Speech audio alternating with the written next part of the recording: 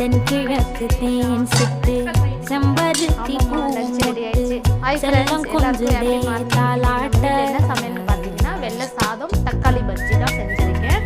தக்காளி பஜ்ஜி வந்து எந்த ஒரு மிக்ஸ் மசாலா போடாமல் செஞ்சுருக்கேன். நீங்கள் ரெசிபி பாருங்கள்.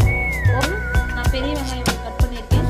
எத்தனையோ காலம் வாராத வந்தது போலி பேச தக்காளி கட் பண்ணி வச்சிருக்கேன். 250 உச்சியில நீந்தும் ஆகாசமீன துள்ளிடுதே ஓ ஆசை.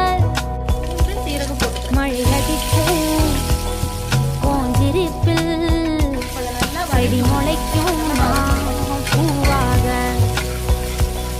வெயில் அடிக்கும் நாள் வரைக்கும் கொட பிடிப்பேன் தாயாக.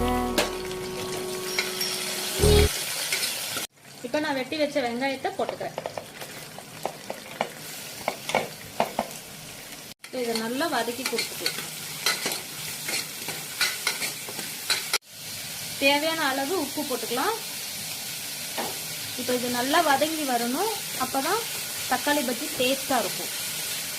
இப்போ வெங்காயம் நல்லா வதங்கிடுச்சு. இப்போ நம்ம தக்காளி சேர்த்துக்குவோம். 1 டீஸ்பூன் மஞ்சத்தூள். இதை நல்லா கிளறி கொடுத்துக்கலாம். நல்லா வெந்து வரட்டும். இப்போ தக்காளி நல்லா வெந்துருச்சான்னு பார்க்கலாம். இப்போ இதை நல்லா மசிச்சுக்கலாம். இப்போ தக்காளியை நல்லா மசிச்சுக்கலாம். இப்போ தேவையான அளவு தண்ணி, கொஞ்சமாக நிறைய வேணாம். இப்போ தக்காளி பஜ்ஜி ரெடி ஆயிடுச்சு. இதுக்கு கொத்தமல்லி தழை போட்டுக்கலாம்.